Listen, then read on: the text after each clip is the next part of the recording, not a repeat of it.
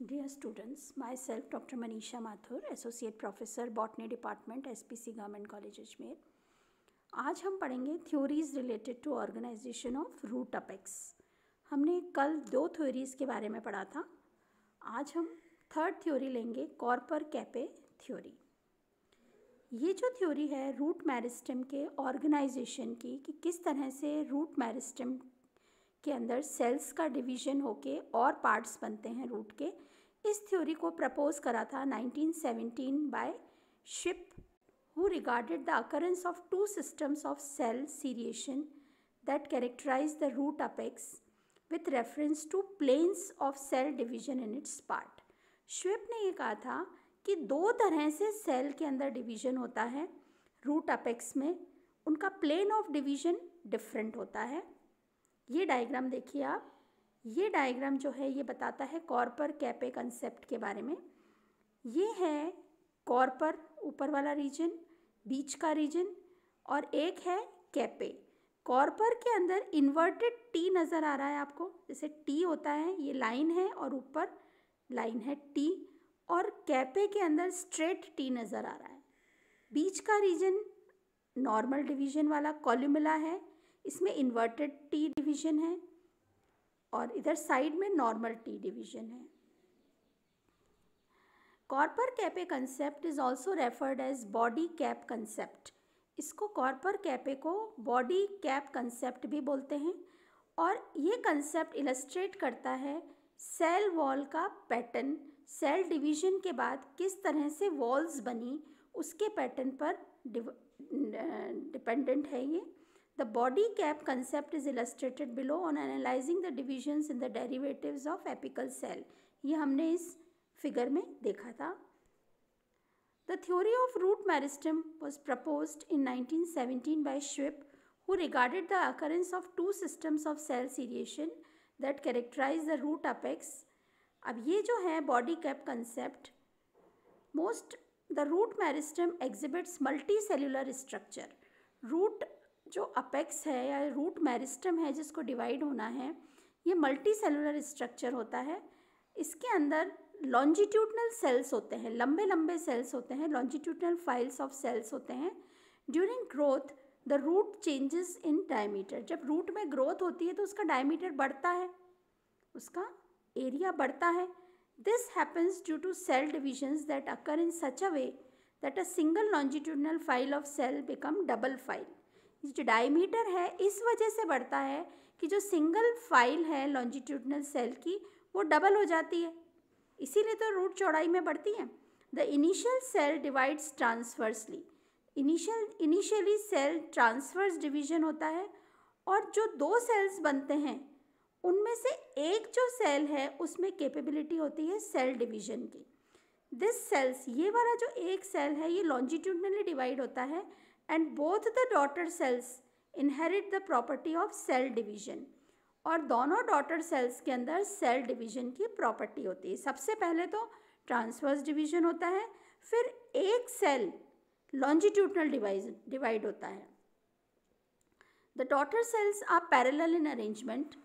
Daughter cells जो नए बनते हैं वो पैरेलली होते हैं अरेंज्ड, और एक कॉमन वॉल शेयर करते हैं, divide by transverse partition followed by longitudinal partition. पहले ट्रांसवर्स पार्टीशन होता है, फिर लॉन्जिट्यूडनल पार्टीशन होता है एक सेल में।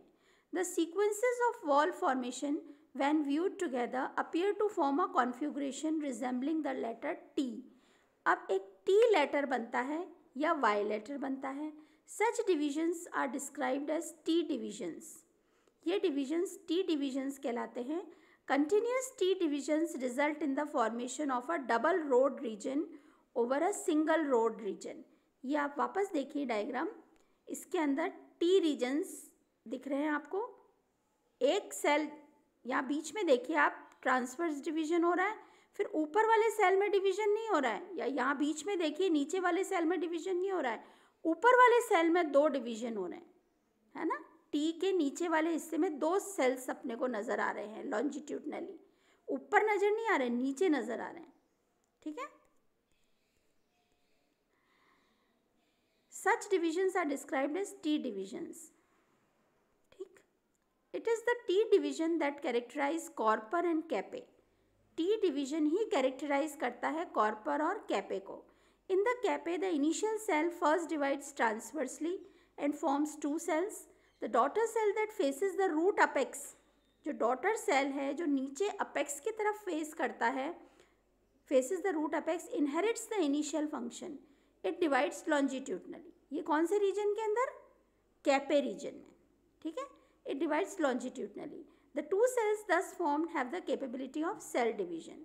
When transverse and longitudinal partitions are viewed together, जब दोनों partitions को एक साथ view करते हैं, the combined cell wall appear as T, that is right way up, सीधा T बनाते हैं. When such a division continues, it is observed that a single road region is left behind over the double road region. कि एक तरफ तो single row region है और एक तरफ डबल रो रीजन है. This occurs in downwardly pointed roots. In the korper जो रीजन होता है, initial cell first divides by transverse partition and form two cells. Daughter cell that faces the base of the root, that is away from the apex, inherits the initial function. It divides longitudinally and the two daughter cells thus formed have the potentiality of cell division. The daughter cells divides by transverse partition followed by longitudinal partition. When transverse and longitudinal partition are viewed together, the cells wall forms a configuration resembles an inverted T. अब ये जो दो zones हैं, Corpor and Kappe, these two zones of roots are delimited by planes of cell division.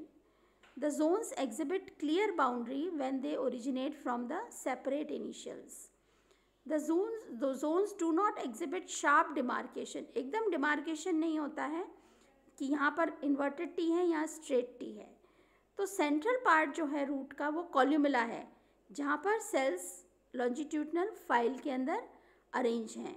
ये कभी कभी divide होते हैं और जब इनमें division होता है तो इन्वर्टेड टी वाला डिवीजन होता है, that is observed in korper. The T has normal configuration in the peripheral region of the root cap. Side में नॉर्मल कॉन्फ़िगरेशन है, ऊपर की तरफ इन्वर्टेड वाला कॉन्फ़िगरेशन है. The korper kappe theory of root apex is comparable with tunica corpus theory of shoot apex. हम korper kappe को compare कर सकते हैं ट्यूनिका कॉर्पस थ्योरी से. The body cap concept and tunica corpus concept both are based on the planes of cell division. Anticlinical division is the characteristic of tunica, whereas corpus exhibit both anticlinical and periclinical division. ठीक है? अब इसके अलावा, ये तो कॉर्पर kappe concept हो गया. इसके अलावा, in addition to actively dividing cells, a zone of inactive cell is present in the central part of the root apex called quiescent center. ये थ्योरी दी थी क्लाउज ने. 1961 में एक थ्योरी दी थी जिसको कहा गया क्विसेंट सेंटर थ्योरी. इसके अंदर एक इनएक्टिव सेल्स का जोन प्रेजेंट है रूट के सेंट्रल पार्ट में, और ये जो जोन है हेमीस्फेरिकल रीजन नज़र आता है in between the root cap and the active meristematic region of root apex. Root cap और रूट अपेक्स के बीच में एक इनएक्टिव जोन है जो कहलाता है quiescent centre. This zone contains several hundred cells which are characterized by having lower concentration of DNA, RNA और प्रोटीन. इस रीजन के अंदर जो सेल्स होते हैं उनमें बहुत लो कंसंट्रेशन होती है DNA, RNA और प्रोटीन की. ये सेल्स, इन सेल्स में माइटोकॉन्ड्रिया भी कम होता है, एंडोप्लाज्मिक रेटिकुलम भी कम होता है और डिक्टियोसोम्स भी कम होते हैं. ये जो क्विसेंट सेंटर है, it acts as reservoir of cells. ये एक रिजर्वॉयर बन जाता है सेल्स का, एक स्टोरेज बन जाता है. और ये जो रीजन है ये एक्टिव तब होता है जब कोई भी इनिशियल डैमेज हो जाता है, अपेक्स डैमेज हो जाता है रूट का during the establishment of secondary roots. Normally the cells of quiescent centre do not divide. हमेशा तो ये इनएक्टिव रहते हैं, लेकिन जब भी रूट के अंदर कोई डैमेज होता है तो क्विसेंट सेंटर के सेल्स एक्टिव हो जाते हैं. Mainly in roots with a very regular arrangement of cells in the apical meristem, such as Zea mays, it is possible to conclude from the study of cell lineages that there is a central region of cells which divide rarely or not at all. The cells on the periphery of this hemispherical और cup shaped region are meristematic. इसकी periphery वाले cells meristematic हैं, लेकिन बीच वाले sales inactive हैं। और ये जो इनएक्टिव या पैसिव रीजन है ये कहलाता है क्विसेंट सेंटर। ये आप इस डायग्राम में देख सकते हैं, क्विसेंट सेंटर यहाँ पे। और ज़्यादा क्लियर आपको इसमें नज़र आएगा दिस। ये डायग्राम आपको बनाना भी है। ये रूट कैप रीजन है, ये क्विसेंट सेंटर रीजन है, ये dermatogen periblem plerome. This is the best diagram to show quiescent centre theory जो कि क्लाउज ने दी थी। तो आज इस लेक्चर से हम फिनिश करते हैं theories which are related to organisation of shoot apex. ये हमने 4 थ्योरीज करी, apical cell theory, histogens theory, korper kappe concept, और लास्ट में जो करी हमने वो क्विसेंट सेंटर थ्योरी करी जो कि क्लाउज ने दी थी। अब हम नेक्स्ट क्लास में हम करेंगे study of monocot root and dicot root. Okay.